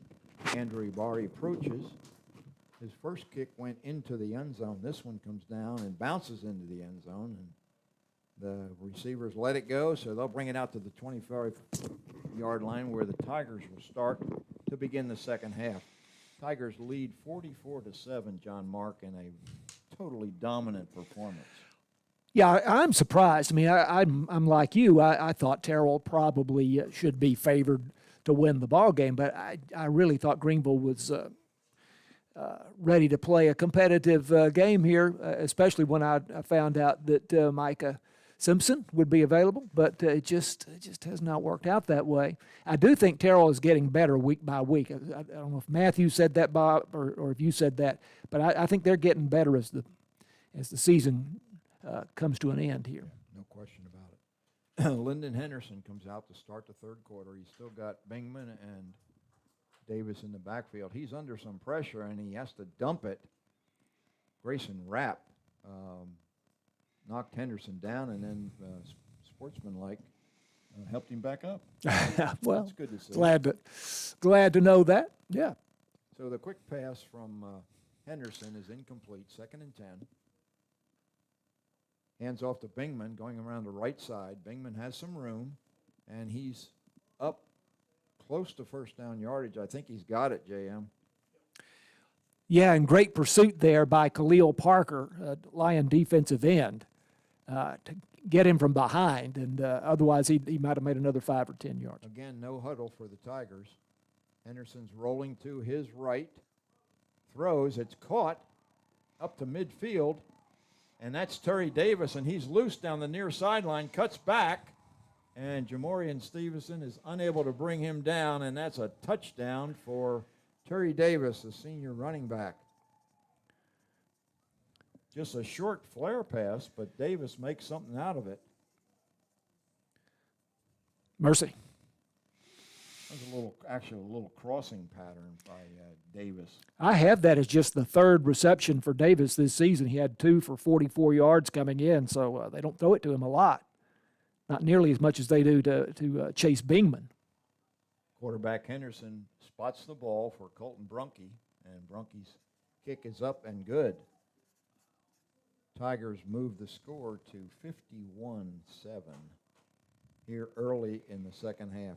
36 seconds off the clock. Yep. That's how long it took the Tigers to go 75 yards. 75 yards in 3 plays. 64-yard touchdown pass there from Henderson to Terry Davis. So let's see, that is how many touchdown passes for Henderson's second touchdown pass tonight, and Bingman had 1. So Henderson now will have 9 touchdown passes on the season against 3 interceptions. And David talked at halftime about the Tigers not wanting to show too much, for their playoff opponents. But boy, they're showing lots of things, particularly in the passing game tonight. The Henderson kid is far better than 44% complete completions tonight. Mm-hmm. Micah Simpson and Henry Neal. Cameron Neal standing at the 10-yard line awaiting this kick from Brunke. Most of his kicks have been short. Justin Fisher standing at the 30 at midfield. He's probably more likely to get the kick, either him or Anthony Johnson. Kick is going to bounce at the 18. Gets by Neal. Neal's going to pick it up at the 6, and he is not going to go very far. He had no choice. It's not like a punt. I mean, he had to pick that ball up, and it took a weird hop on him there as it landed around the 10-yard line, then kind of skittered off to the left. He had no choice but to try to do the best he could with it, and at least he got it out. How far to the I thought he got to the 10, but it looks like they're going to put it down at the 8. Difficult starting field position for the Lions. A struggling offense already, and when you got to start back inside your own 10-yard line, that makes it that much more difficult. We'll call it the 8-yard line as a starting position. Noe Orsornio out splits wide right. Simpson, who has his jersey number covered up, is in the slot. Handoff, I think that's Washington. And Washington has a couple of yards, maybe close to the 10. Just not much going on up there, as the Greenville offensive line is pretty much being dominated in the trenches by Terrell.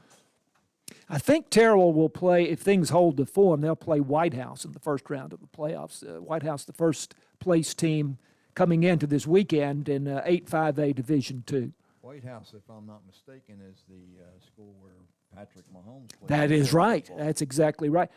And Commerce played them in the playoffs 5 years ago. I can't believe that they've grown that much so quickly. Handoff is to Micah Simpson, and he is just brought down by a host of red-shirted Tigers after a very short gain. We'll give him a yard. We'll call it third and a long 7 for the Lions from just outside their 10-yard line. 9 minutes remaining here in the third quarter of a 51-7 game. Matthew's doing a pretty good job of keeping our the moisture off our windows so we can see. Johnson takes a snap, rolling right under pressure, and he's going to be sacked. It might be that was Keandre Johnson on the tackle. Was it? I thought that. Well, no, you're right. You're right. I was about to misspeak, and you're exactly right. It was Keandre Johnson. I was thinking it was Preston Kilgore again, but you're right. Kilgore man's the left end. Okay, right. And Johnson's on the right. Yeah, end. and both they look a lot alike. Yeah, Kilgore was actually holding Johnson from getting wide, and Anthony Johnson and Keandre Johnson got him from behind. At the back of the end zone this time is Andrew Ibarra. He just barely gets the kick away. Got a good kick, bounces at the 43, and Kevin Tran is right there to help Jamorian Stevenson down it, but it's going to be starting field position for the Tigers at the Greenville 44-yard line. That's a 42-yard punt by Andrew Ibarra. Under pressure. Under pressure, yes. Wow. Well, long way to go here, huh? And now I see the clock is rolling here. Is this a situation where they're going to allow the clock to just run in the second half? It could be that they're using running clock, which, to my way of thinking, is not a bad thing for Greenville. Because the clock is still running here between possessions. So. And it looks like Coach Sedbury has called off the dogs. It's like Markel Hambrick is now in at quarterback, and there's probably several other reserves on the field now for the Tigers. Hambrick takes a snap. We'll see if we can identify these backup running backs. That's number 44. Let's see who that is. That's Angelo Perez. You know, I mean, this is a great facility here. And I'm really impressed by what I'm seeing on the field by the Terrell Tigers. But you'd think they'd be able to provide you with a roster, you know, on an 8x11.5 piece of paper, and that you wouldn't have to look at this thing on your cell phone. Yeah, we took a picture of it on the cell phone from Jimmy Cooper, who had a roster. Hambrick fakes a handoff. Tran almost has him back deep. They've got him trapped. Now he's trying to get loose. Finally, he's brought down and thrown out of bounds at the 41-yard line by DeJuan Kennedy. Mm-hmm. So it's a loss of a couple of yards. Markel Hambrick is a junior quarterback, so he and Henderson in the same classification, but Hambrick clearly is a very effective receiver and defensive back.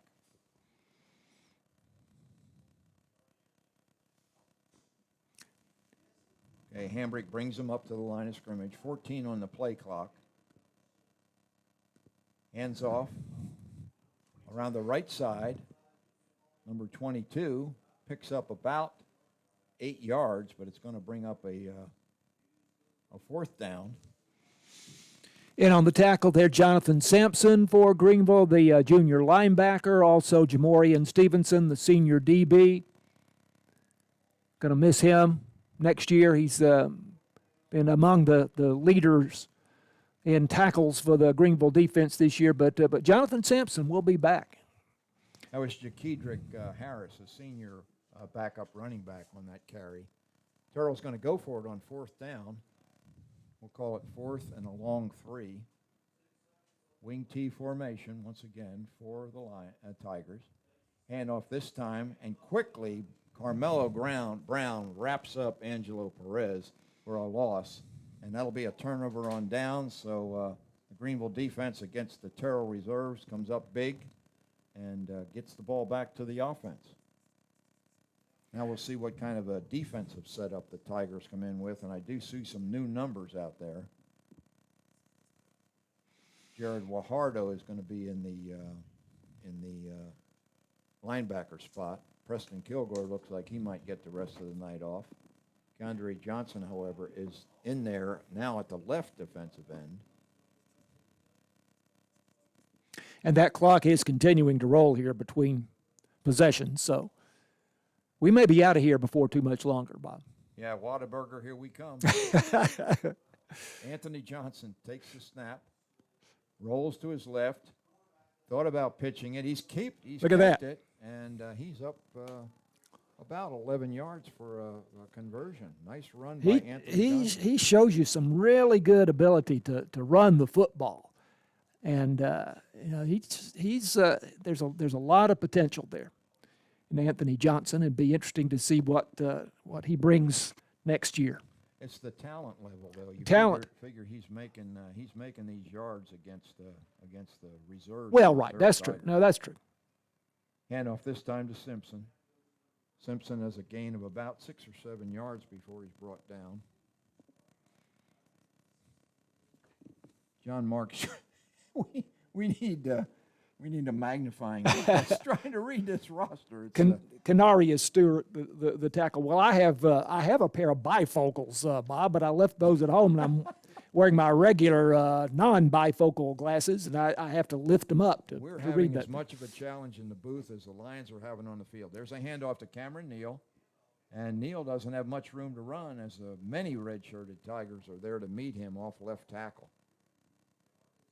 Short pickup is going to bring up a third and about 5 for the Lions. Guys up front for Greenville, Xander Gonzalez, Brian Rios, Andrew Morris, and I think Andrew Ibarra is at left tackle, and I think Travell Oakley is the center. Normally he is, yes, and give those guys a lot of credit. They don't get much credit, and they've done the best they possibly could. Oh, there you go. Noah Ursunio just made a catch of a ball that was just a floater, but somebody hit Andrew Johnson just as he was letting that one go. Anthony Johnson, I'm sorry. But Ursunio made the catch and got the conversion. So That may be his first reception this I think season. he might have had one last week, but we'll see. Yeah, that you might be right. DC's probably got that information. That's vital information. You know, Osornio gets his second catch of the year. Full house backfield for the Lions. Cameron Neal has lots of room, Great cut. and he's got up another first down for the Lions, brought down there by number 51. That's Hershey McGrady. What a Terrific. great name, Hershey McGrady. That is. All right, I like it. Neal going to his left, stuck his foot in the ground, cut it hard back to the right. Really great cut there is what made that play. Only 9 yards on the carry, so he was just short of a first down. Once again, Micah Simpson is set up 3 yards behind Anthony Johnson. Neal to his right. Johnson fakes the pitch and keeps it up the middle. He's got a first down and more. A little slow to get up. I tell you, when he lowers his shoulder, he's formidable. Well, at 6'3", 220. Is that what? I wouldn't want to tackle him. I would guess he might weigh more than that, but at least 6'3", yeah. He's a mountain of a man. Yeah, I think that's why Coach Duke started him at quarterback in hopes that they could use him there in that position and utilize Micah Simpson in some other roles. But as the season has worn on, Simpson became the quarterback. Tonight, Simpson gets the handoff. Oh. Bounces off a couple of tacklers. He's still going. Oh, my gosh. Dodging guys. He Looked like a pinball game. That was pretty impressive, 6-yard run. Wow. Gosh. Yeah, the clock continues to run, and that'll be the final play. I think it will be the final play of the third quarter. After 3 quarters of football tonight here in Terrell at Memorial Stadium, the Tigers lead Greenville 51-7. And John Mark Dempsey and I will take a break, and we'll be back with the start of the fourth quarter with the Lions knocking on the door. We'll be right back. Conserving energy is important to us here at GEUS. We even pay rebates when you buy energy-efficient appliances. Your conservation helps all GEUS customers. In the future, we will need to build new electric generators, and this can be expensive. And with our population growing, we will need that power. That's why we give rebates for Energy Star appliances. So think about replacing your bulbs with super-efficient LED bulbs or adding insulation to your attic. Together, we can help all GEUS customers by doing our part. Check out our rebates online, and remember, GEUS is always ready to serve and assist you in any way we can.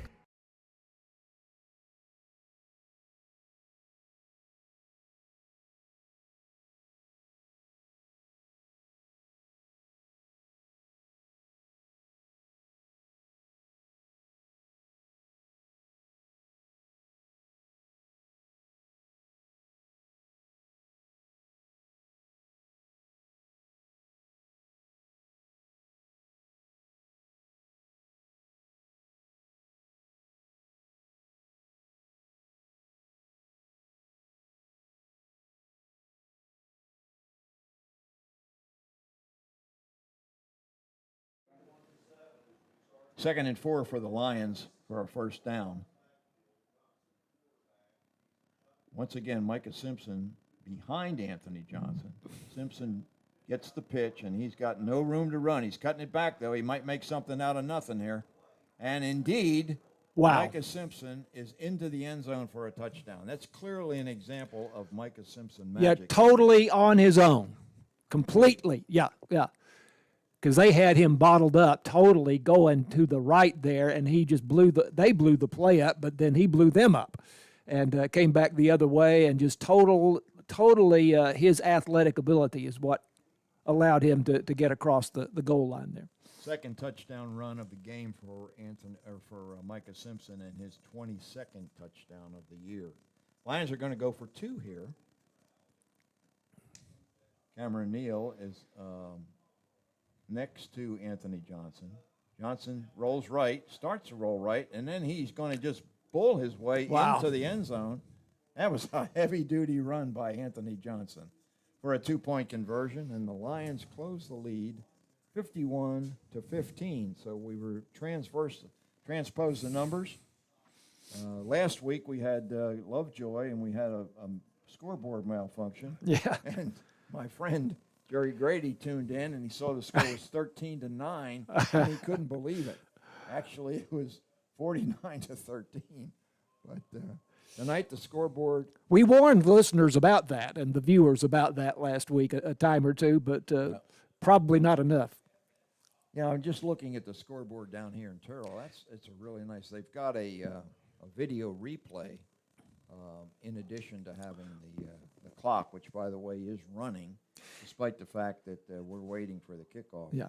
The officials have decided with the lateness of the game, I assume, and the scoring being so lopsided, to have a running clock.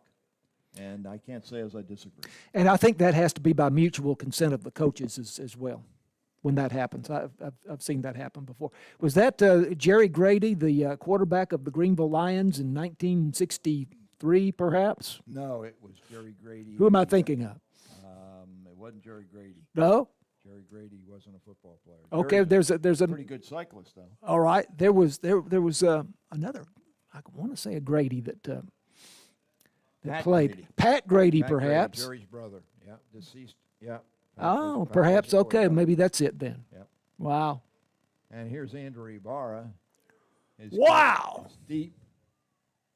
Very Taken high. at the 2-yard line. I think that's Terry Davis. Davis is up to the 20, 25, 30. Now he's loose at the 40, the 50, the 45, the 40. Cuts back. Oh, mercy. He's dodging white-shirted Greenville defenders, and he's tripped up by Jamorian Stevenson. I think he's going to be down at the 1-yard line. So that'll be a 96-yard return. Wow. You feel badly for Davis, but let's credit Jamorian Stevenson for staying after it. What a return, but I have to say the Lions not doing a particularly good job of tackling there on kickoff coverage. Tackling is not one of the Lions' fortes, and Coach Duke told me that they really don't have a chance to work very much on tackling, and clearly that is a deficiency in the scheme of things for the Lions. It's So and is now the problem because they just don't have enough numbers? Yeah, Mikel Hambrick apparently has gotten a problem with a hamstring, so Lyndon Henderson is back in the game. They got big. Fumble. Yeah, they got a big lineman. I think that's Lyman Holmes that they handed the ball to. Scott Brock comes up with the fumble recovery for Greenville, senior defensive back for the Lions, making a big play there for Greenville. Yeah, I made a note of a couple of the big guys. Kylon Holmes is number 71. That was actually number 70.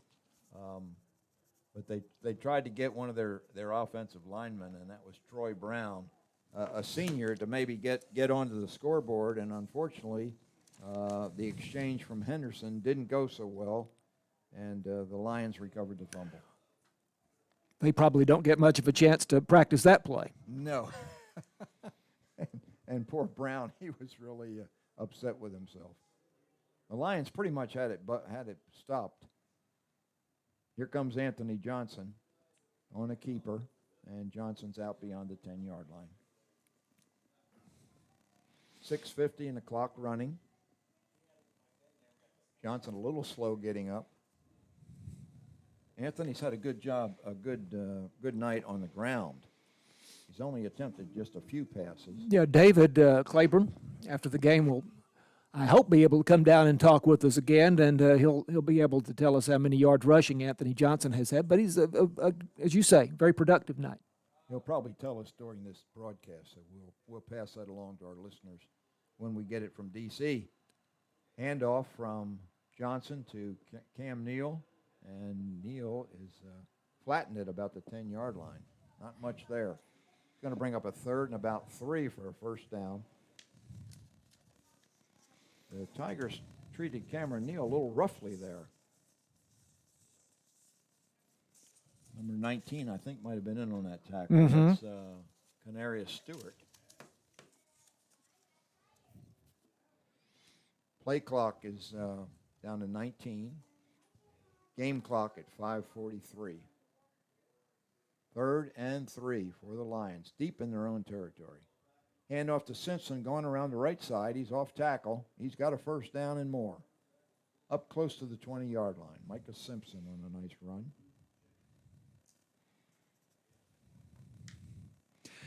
Basketball around the corner. Lions will be opening the varsity basketball season, the boys team anyway, Saturday, November 26th at 1:30 p.m. against Mount Pleasant, and that will be a home game.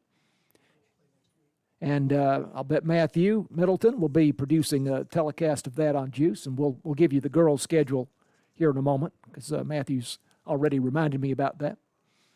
1st and 10 for the Lions. Quick pass out here to Simpson. Lots of room to run. Breaks one tackle and falls into the arms of number 9 for Terrell. That's the aforementioned Alusine Fofana. That's probably not even close on the pronunciation. Now, the girls played this evening at Mesquite Poteet, and Matthew pointed out a moment ago they open at home next Tuesday night against Forney, and that is a home game. As we've already said, 7:30 p.m., the Lion varsity girls basketball team starting their season. 2nd and 2. Hand off to Neal on the jet sweep. And Neal has first down yardage. Forney is the team that the Lady Lions lost to in the first round of the volleyball playoffs. The Lady Lions had an early lead in the first game. Uh-huh. I think Matthew told me they led by like 11, 20-9. And the Forney girls, who are ranked in the state, came back and won that one, 25-23. Wow. And won the last 2 sets as well. 1st and 10 for the Lions. Hand off to Justin Fisher, the senior running back, up for about 4 yards. 3:35 and the clock running. Got a running clock here in the second half, folks, so it's going to be a quick end to this one. 51-15, the Tigers lead. Volleyball's a lot like basketball. It's a game of runs. You know, if a team gets hot, they can be hard to stop. They just get the mojo going and get out of the way. You know, a lot of it has to do with how good the serving is. That's right. Get a good server, and boy, she can load it. Yep. Lots of points in a row. Johnson looking deep, throws deep. Wow. Simpson jumped a little early there. Again, he threw that one on a line about 45 yards. I mean, he's got a good arm. And as David pointed out in one of our conversations, I don't know if this was on the air or off the air, makes a difference if a guy throws a high arcing ball or if he throws it on a line. That was thrown on a line, 45 yards. Yeah, had he put a little air under that, Simpson, he might have had a better chance. Had a step on the defender. Yeah. That'll bring up a third. We'll call it 3rd and 6. Simpson a little bit late getting into his slot formation. 3 receivers to the left in this formation. Simpson's in the slot. Fisher at the running back. Johnson rolling to his left, throwing deep, looking for Cam Neal. And Neal's got it. And he's still running loose. And he's into the end zone for a touchdown. Fantastic. It was a bit underthrown, but Neal came back and picked it up and was able to outrace the Terrell defenders to the end zone for a Greenville touchdown. 66 yards for the touchdown. Well, that's going to make both Johnson and Neal feel pretty good after a pretty tough night. 51-21 now, as the Lions will line up to convert the extra point. See if they go for 1, or it looks like they're lining up to go for 2. That's Cameron Neal's 3rd touchdown reception of the year and 7th touchdown overall, and Anthony Johnson's 4th touchdown pass. Neal in the backfield in the H formation with Sawyer Duke as the blocking back. Going for 2 here, the Lions trying to make this 51-23, gain a little bit more respectability. Johnson throws it out. He's got Sawyer Duke, and unfortunately, Duke is covered up by 5 Terrell Tigers. So the H-back gets a chance to handle the ball for the first and probably only time of the season. Sawyer Duke, of course, is the senior son of Coach Darren Duke, and was one of the featured seniors last week on senior night. So we'll see if we even get to the kickoff now, as the clock is at 40 seconds and is running, and it appears that that's going to be the final play of the game. So Sawyer Duke will have a memory. He got a pass completion. Final score on this one, as the teams are walking at midfield to shake hands. Terrell Tigers 51, Greenville Lions 21. For John Mark Dempsey and Matthew Middleton, I'm Bob Muty, and I'm saying good night to everyone in the Greenville land, and God bless you all. Good night, everybody.